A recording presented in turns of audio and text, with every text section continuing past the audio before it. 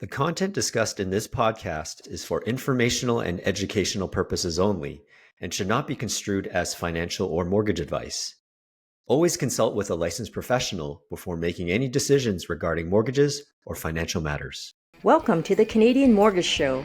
Here are mortgage professionals Alex Pang and Alex Shanks to cut through the BS and educate Canadians on all things mortgages and real estate. Welcome to another episode of the Canadian Mortgage Show. I'm Alex Pang. Alex Shanks is away on vacation, but I'm pleased to have a special guest with me today. His name's Tuan Luong. He's a commercial mortgage broker with Bricks Mortgage and founder of Bluestone Capital. He's also passionate with training and educating agents about the world of commercial lending. Tuan, welcome to the show. Thanks, Alex. Happy to be here and excited to talk more about commercial financing. Absolutely. Tuan, why don't you just tell us about how you became a commercial mortgage broker? Because most of the time when we go to school, that's not high on the list of things that we want to do. And how did you end up landing in commercial financing? Yeah, originally I studied finance in university, and then right after graduation, I got a position as a commercial real estate appraiser. And so I did that for almost 2 years. And then I realized I enjoy working with clients and the end users. And so then I made the jump to commercial banking right after, where I spent about 8 years there working at various banks. And then I became a commercial broker about 8 years ago. Oh, wow. That's fantastic. So never in that period did you venture into the residential space. It's been commercial all the way. There was some dabbles into residential. So when I was in private banking, we did a combination of both. So I did do residential there too. So I did all sorts of lending and learned the various types of commercial financing as well. Since you had a dabble in residential, I guess you like the commercial side better, or how would you compare the two? Yeah, it's a great question. I think they're very different in terms of how you underwrite. And also, I like both, but I think definitely my strength is on the commercial side. I feel there's a lot more, you're able to be a little more flexible with your underwriting, or at least you can, and it's a little bit different than residential lending, which we'll dive into as we go through some of the questions later. Yeah, let's get the elephant out of the room out of the way. What's happening in the States and tariffs? Are we going to have tariffs? Are we not? It really changes day by day. How's that affecting commercial real estate and commercial financing in your world? Yeah, I think it's impacting everyone indirectly or directly, whether you're in real estate or you're a business owner or you're an end user, like a client looking to purchase goods even, right? So I think it's impacting everyone in some way, shape, or form, or it's going to, depending when this kicks in or not. But on the commercial real estate side, I can see, depending on which side of the spectrum you are, say if you're a developer or in construction, you're looking to purchase materials and you normally import from the US, that can have a dramatic impact on the cost of construction now. Now that cost is gonna get passed on to the end user who's looking to build a home. So now your construction budget is gonna go up, and that's gonna have a ripple effect where the lender's gonna ask the question, is this build feasible anymore? Or is it too expensive? Or is there profit margin to be made? So I think in that kind of scenario there, like in the development space, you're gonna see an impact unless maybe the Canadian company looks to import the goods or steel or wood from another country where there may be no tariffs. So I think this kind of situation is, how do you adapt in this environment to ensure that it doesn't impact you? Yeah, what I'm seeing, correct me if I'm wrong, especially in the development space for rentals and condos and high rise and such, the big players, especially in our part of the world, in BC, the big players like the Anis, the Bozas, Aquilinis, Lettingham McAllister. Who am I missing? The oligopolies. They're going to be fine because they're just flushed with capital. Worst case, in a downturn in the market, they can just sit on the land and then just wait till conditions change. Probably the ones that are going to struggle are the smaller developers, the small to medium size. Am I correct in that? Yeah, for sure. I think because they're not able to hold onto the project long enough. And we're seeing that right now, even before tariffs, with the high interest rate, how much impact it has on even some big developers too, where you could have been overstretched. But you're right. I think like the medium to small size developers, you have less wiggle room to make that decision to stop building or not. And so it does have a big impact on depending where you are in terms of your financial. You're finding that developers, are they wanting to shift their supply line from buying from the States to going elsewhere? Is it that easy for the big business to pivot that quickly? Or are they just sitting and holding and waiting and see how this whole this tariff thing plays out? I think it depends. Of course, it's going to have an impact depending when the construction is. So a lot of developments are going through different phases of development where they're waiting for permits. So construction might not start right now. So they can plan ahead, right? They can purchase the materials. They can work with a GC, because a lot of them are working with a general contractor who is buying supplies. So they can forecast and plan ahead, but there's some that are in the middle of construction. A lot of the bigger projects, they already have a fixed price contract in place so that they lock in the price at a certain time. So I think we're just in a dynamic environment where no one has made any major decisions yet, I think, but it's something that's in the back of their mind, and how they're going to pivot and adjust to it, I think is going to be the key thing. But I don't see anyone making like immediate changes right now. Not that I know of. I'm sure there is probably some sort of talks about it or behind the scenes with the development and their team on what to do if it's the case. I guess it's the same too when it comes to the residential space. Whenever there's uncertainty, people do nothing. They just sit and wait. And I guess that's the case too, even with the developers and the large projects that are happening. It's just no one knows what's happening because honestly, things change day by day, right? Yeah, and things still have to go. I know developers that are launching pre-sales right now, they're still going ahead. And because there's other factors where they want to take advantage of the spring market, the lower rates possibly. And so they have, it's a balancing act, right? If you pause construction, a lot of developers have done that already when the rates were high.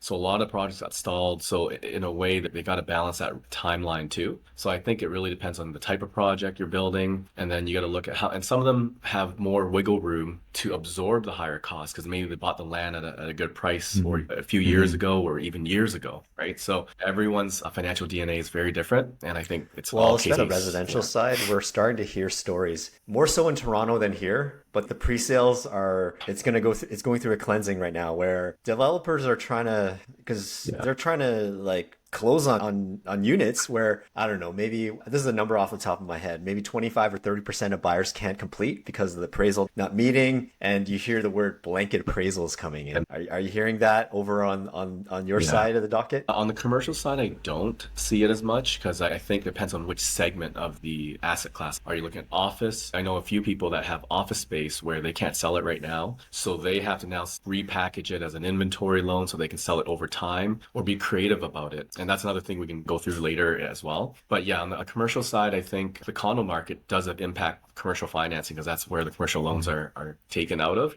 So it does impact that for sure, where the end users might not be able to close right now. So developers are being creative, working with banks to see is there a way to finance this or help bridge that gap of the value there. Currently right now, where are you seeing most of how's the commercial market doing? I guess commercial is like such a big umbrella and there's so many different segments. Why don't you just touch on like the different segments that and which ones are doing well, which ones aren't doing well? So the first one you touch on is the whole condo market. That obviously is not doing very well the past couple of years, just because of the market conditions, the high interest rate, and who can qualify. And then also in Toronto, I believe there's this bit of an oversupply of those of units now, and we're seeing a lot of even the rent has gone down in Toronto too. So that's a segment of its own. Another space that got hit pretty hard is office. Right after COVID, I think a lot of people work from home, and even though a lot of companies are trying to mandate that to come back and work in the office, there's still that kind of demand for office space isn't there. So I've seen a lot where that industry, say office, have to now pivot or adjust where these vacant office units, what are you going to do with it? So people being creative to maybe convert the space into a WeWork or a co-working space or converting to hotel even. I've seen in Calgary where people converting to hotels or condos just to meet demand in certain markets. So that's the office space. Retail was hit pretty hard too. So I'm sure you've seen just going down, say, Robson Street, for instance, you'll see a lot of big box stores where they're looking for tenants. So retail's been hit hard because of e-commerce and obviously just the global economy too. Again, they're being creative with the space as well. I've seen some people, I think when I was in Santa Monica, people were using the retail space for pickleball because of the explosion of pickleball. And I know you're... Oh, yes, I've joined that. I've joined the cult. Yeah, I've tried it a couple times. Very fun. It's very fun. And so just looking at how people are using these empty space for demands such as pickleball, you got to be creative, I think. And then as you move down the asset classes, the popular one I would say is right now is anything that has income. And what I mean by that is whether you're buying a shopping mall with a lot of anchor tenants, there's stability there. So that sector has been doing pretty well. Hotels has been doing really well too. So a lot of people are investing in hotels. There's a lot of baby boomers who are selling motels unbranded. And so now the buyers are buying it to rebrand it into a Hilton or something different brand. And then that way it can increase your value, add value that way. Another very popular investment is the multi-unit apartment buildings. So anything 5 units or more. And there's a lot of favorable lending programs for that. Actually, to circle back on a lot of the condos now, a lot of developers, instead of building these condos to sell, they're building it to rent out. So they call it rental buildings. So they're building 5 stories, 6 stories just to rent it out because of the favorable financing they can get, the current market condition. Sorry. Yeah. Right now, it's just, I think the key thing is every industry is facing some sort of challenge. and it's how they pivot and is the key What, thing, I think, for like you each were industry talking about or favorable, each. are we talking about the CMHC kind of 50-year amortization? Do you want to touch on that? Is that the only thing that's really going ahead because the numbers Yeah. make sense? Yeah, the numbers make sense. So there's a lot of myth about that because I think the advertisement talks about select and the 95% financing and the ultra low rates. That's assuming you qualify. Just like on residential side, the net income has to debt service. And it's the same thing on the commercial side. So if you buy like an apartment building in Vancouver, you're not going to get 95% financing. But if you buy in Calgary or maybe Nova Scotia, you might be able to get 80 to 90%. So it really depends on the financials. But the favorable financing is you get better rates, longer amortization, and also the way you qualify is a little different than your traditional commercial bank. So a lot of people have been looking Yeah. to that as investments I like you financing. touched on it a Yeah. little bit about hotels being demand, like motels and hotels. I guess that kind of plays into the whole clampdown of Airbnb, especially in BC. Now that, man, geez, even like Kelowna, they don't have Airbnb and hotel rates are so sky high. And I guess that shifted towards there's just not Yeah. enough hotels. And the ones that are, they're just charging an arm and a leg for nightly rates. Yeah, bingo. Yeah, you hit that helped a lot too. And even just a year before that ban, because everyone's traveling more now, because we went through a phase of COVID and then restricted travel. And then, so now it's just the travel, everyone's traveling a lot more. So definitely hotel, the occupancy rate has gone up. And so there's been a big shift. A lot of institutional and even investors are now looking at buying hotels that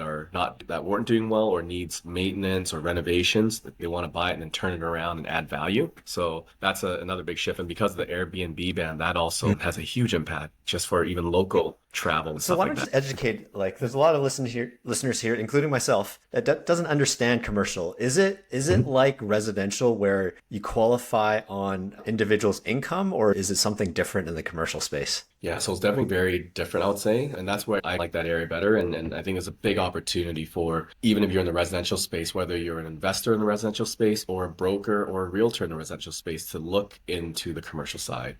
Because it just opens up the door for a lot more things. So the difference would be on the residential side, you're looking at the income, the credit, and you're really looking at all the debt that the client has, and you're going to make sure that the income they earn can service all that debt they have. Now, on the commercial side, I can actually isolate it, meaning I'll still look at credit and income just to make sure the client is not over leveraged. But I'll look at the asset you're buying. Say, for instance, Alex, you want to buy a 6-unit apartment building. I will underwrite just based on that building itself. Will the income from that 6 units support the debt that we're going to lend to you? And that's the key factor there. So you almost, in a way, I find a lot of clients who cannot qualify on the residential side end up being able to qualify or buying commercial property still. And a lot of my clients who are like self-employed, they don't declare much income. That's another challenge too, I think, on the residential side, where if you're self-employed, there's options, but there's limited, I think, to certain types of lenders, like B lenders, I think, right? On our end, we had different ways to qualify them. And yeah, so we don't look at just the income itself and the debt, personal debt. Speaking of that, are you seeing a lot of people in the last couple of years, because rentals have gone through a rough period the last couple of years in Vancouver and Toronto? Rates were sky high relative to us, 5-6% numbers. The math ain't mathing for investor condos. Are you seeing more? And there was a period where the Vancouver or the BC and Toronto money moved over to Calgary, and we're seeing signs that kind of have peaked. In that same vein, have people slowly start shifting towards on the commercial renting side, the multi? Yeah. Like investments, right? So if I were like in Vancouver, I think we saw a lot of customers buying pre-sales years ago, and basically everything was a win-win. You were cash flowing because the rates were low, so your monthly payments was positive cash flow, and then your condo is also appreciating at the same time too. So you got this doubling effect, and it's almost like you couldn't go wrong with a pre-sale purchase a few years ago. But now you're looking at, even in this market, things aren't out right now. You're getting negative cash flow. So yeah, a lot of clients have shifted their investments into commercial. And when I say commercial, this could be different asset class. So I think the first easy one people are doing is a lot of people are buying a detached home and they're converting it to a duplex or multiplex. That's one way of that plot of land. So you used to have one home, 2 rental units. Now you build 4 units, and you can sell 3 units and keep 1. So there's a lot more flexibility. The other way is people are just buying ready to build apartment buildings that already have tenants in them too. So that's why I think Calgary and Alberta was a very attractive investment opportunity because of the price point and the cap rates that you got on that. And then the other thing people like is people are investing into industrial, say an industrial property or warehouse where they own the property and they lease it out to a local business. And the great thing about that is that the tenant law in commercial is a lot different than the residential side. And also the tenants on the commercial side, they pay for all the expenses. It's called a triple net lease. So these tenants are paying for the insurance, the property tax, the maintenance, and the landlord does not pay for that. On the residential side, you're covering all that costs. So I think there's a big shift in terms of how people invest now, I would say, or where they're Are diverting you finding their like investment. so in the commercial space, there's no rental restrictions, are there? Like it is in the residential? Yeah, very limited. Sometimes if you're in a strata, the only restriction would be maybe a certain type of business cannot operate within the strata because it doesn't fit the ecosystem. So that's the only minor restriction. But otherwise, you as a landlord, you can have any term because you're negotiating with that tenant in this case. And a lot of times, triple net, you're allowed to have rental increase. You could also not renew the lease as well, like depending how you so it's all how you set up that contract. And every contract is different. Yeah. So it's like very case by case. So it's a lot more easier if you want to say get a new tenant. And so that way you lease at the current market rent. And So oftentimes, a lot like different. typically, what kind of term lengths do you see? Because in the residential, it's usually year by year. Like on the commercial space, do you see maybe 5 or 10 year leases, those kind of cases, or what do you see? I think definitely long term, like anchor tenants, say Superstore or Best Buy, they're going to try to lock in for 10, 15 years. But within that lease, they're going to have a language where every year they can have an increase. So I've seen lease where it's called step up lease. And basically the rent can increase 2% a year for the next 10 years. Or you can keep it stagnant, just the same flat rate. So that's a nice thing too, is that it gives the landlord and the tenant ability to negotiate something that they both towards that. Yeah, that I can contract imagine in a though, way. if it's a set So- rate for 10 years, then it'll probably have to be marked a little bit higher than current to offset the 100%. inflation that's going to come in your reduced buying power of your dollar. Yeah, usually there's always a step up. Every lease is usually a step up with an option to renew. Some don't have an option to renew. And then you think about it, these businesses will want to stay here long term. Once they say a dentist leasing out a space in that area, that neighborhood, they want to be there for the long term. That's where their clientele's coming from. So it's quite a sticky asset and it's usually worked out pretty good. I'm seeing sometimes tenants end up liking the location and they just want to buy the space off the owner. Yep, a lot of times I've seen that where it's basically the owner gives them, they want to sell it or they've been pitched by the tenant to buy it. So that's a very common situation too, where the landlord end up selling to the tenant. And then, that's a good option to have too as a Fantastic tenant too. So you touched on it a little own this- bit over the last couple of years, but as well, residential has gone through a tough period with interest rates being higher. It's come down from the peak. Did you experience that as well in the commercial space the last 2 or 3 years? Yeah, I think everyone did. It was pretty bad too. So on the commercial space, because the rates were so high, it wasn't penciling out too. So what's happening is that for a purchase, for instance, the client has to put more down payment down. Or we had to come up with different ways to do. I had a client where they're looking to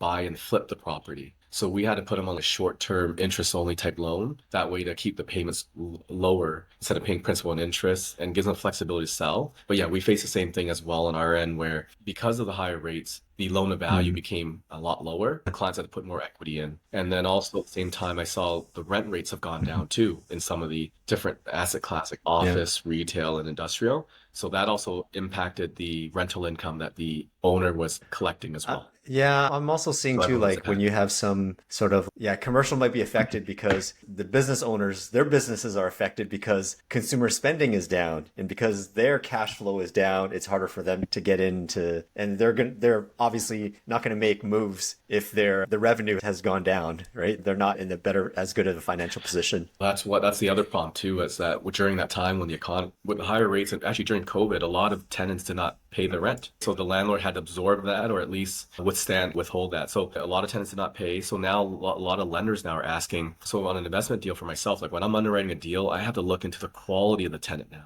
So say for you, if you want to go out and buy a commercial property, if I'm trying to help you underwrite the deal, I have to make sure that you are taking on a strong tenant, someone that's been around for a long time, strong financials, because the last thing that we want is that you buy this property, you rent it out to someone, next year they don't pay you. And now the loan's at risk and you're at risk too, right? So now I find that with the way we do financing, it's just a lot more layers and more questions that the underwriters ask. And that's something that's good for yourself as an investor. You need to look at both angles. It's not just the rental income, but also the longevity of it. Will your tenants be able to withstand ups and downs in the economy, potential tariffs as well, right? Now, you touched on this earlier too, but are you seeing, with the difficulties on the residential space, are you seeing more new people shifting from residential to commercial, or are you seeing more of the new first-time commercial investor, or are you seeing just more of the people in the commercial space just doubling down and more investment there? What are you seeing in your end? Definitely the latter. I think those with capital just on the sideline, they see the opportunity. They already purchased their first or second property. They see the opportunity. They're able to stomach the risk a little bit more. Your first time commercial purchasers, they're definitely going to be a little more cautious because they're going from one asset class that was not doing well to a new one. It doesn't mean the grass is always greener on the other side, because they have to look at, their eyes have to adjust on how they look at the risk. It's a lot different now. So now it's just a little bit more for them to pull that trigger to go, okay, I'm going to go ahead and buy it. It also takes a lot of more due diligence,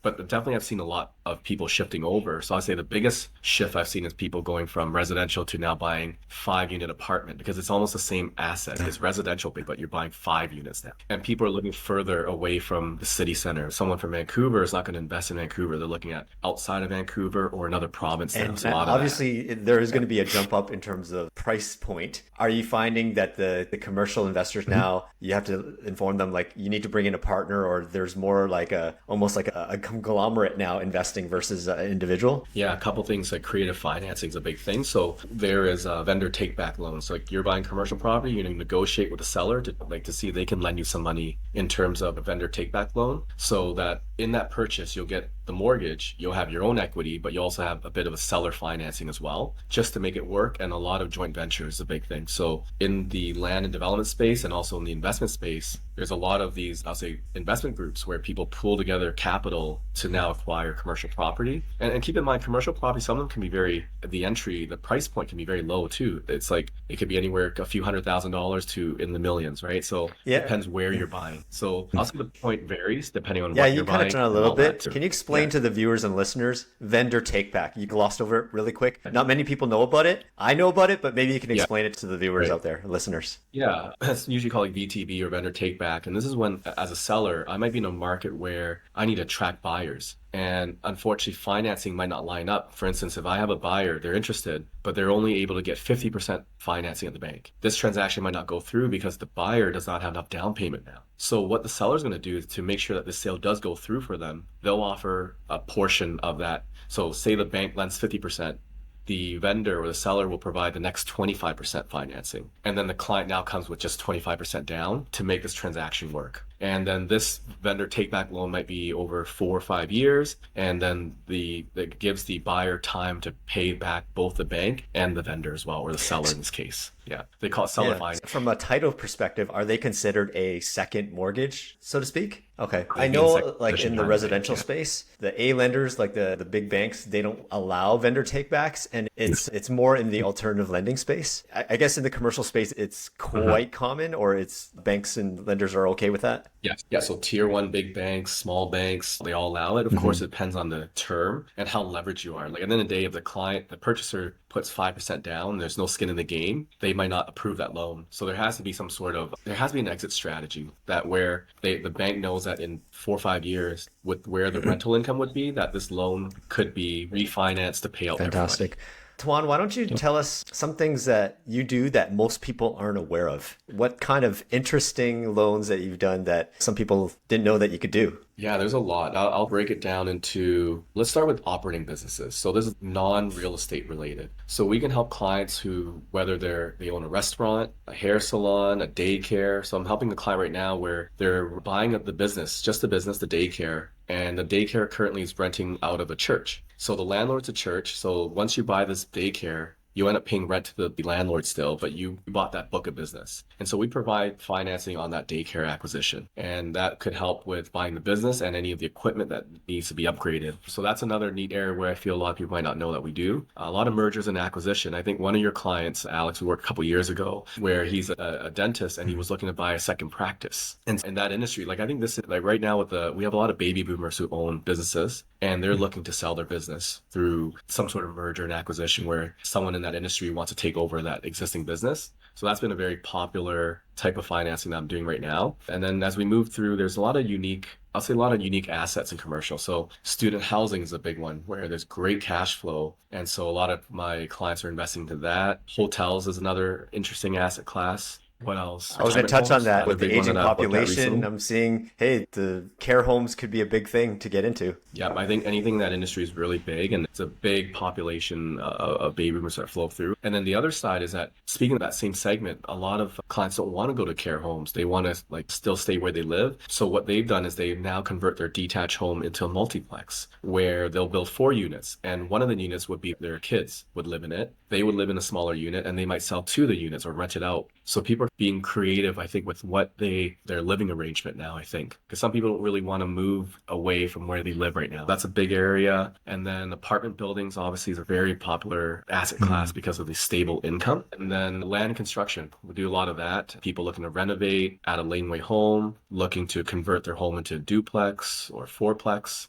So that's quite popular. I'm sure I'm missing other stuff too, but yeah, we see quite a wide range. I think anyone that needs financing, we can find a way to find that Yeah, capital. you touched on it. I didn't even know myself before I started working with you. What you do may not necessarily have to be tied to commercial real estate. Like when you talked about operating business or even equipment leasing, I'm like, oh, wow, okay, that's good to know. Yeah. And you've helped some of my clients in that vein as well. When you're talking about rezoning and all that stuff, with the province wanting to rezone every single family lot to multiplex, and we're seeing that cities, some are on board and some are not, particularly West Vancouver. It's the NIMBYism. Are you finding, even though the province wants it, there are lots of pushback on your end, and there's still lots of red tape when it comes to development in that vein? Yeah, there's lots. At the federal level, they're saying, hey, across Canada, you can now build multiplex. But then once you break it down to each city, it's very different. Vancouver has a very robust system where there's a process in place. And even then there's still, rules and stuff that there's still hoops and hurdles, but it still at least has a system in place. But then once you start getting to other cities, it might not be the same. Like I think Burnaby had a lot of resistance for the longest time. They're like, hey, we don't want this. So there is a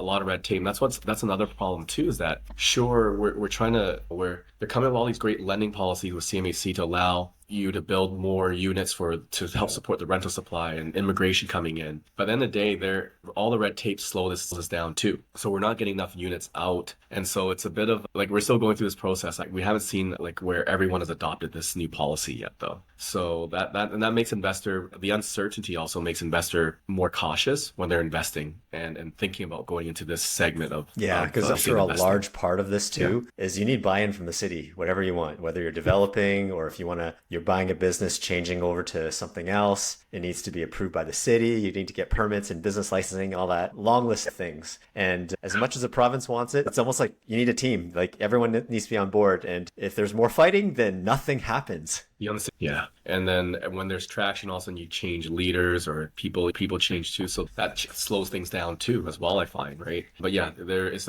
everyone's on the same team, on the same page, and I think everything would move a lot more smoothly. But unfortunately, that's not the case right now as we see. Well, Tuan, for folks out there, where can they find you? Yeah, I'm on LinkedIn, Instagram. We have a YouTube channel where we have some content and we're going to put more on. But yeah, you can Google me and look me up, or maybe you can provide some information below. They can reach out to me in channels. So Tuan's website is Tuan, TUANLUONG.ca. So this has been long. Tuan, thanks for joining us. I really appreciate it. All right, folks, that's it for this week. We'll see you next time. Now, if you enjoyed this episode, make sure to like and subscribe. If you're listening on Spotify or Apple, make sure to follow us. Please give us a 5-star rating. You can even send us an email because we want to know what you guys want to hear about. That's what we're here for. Reach out anytime.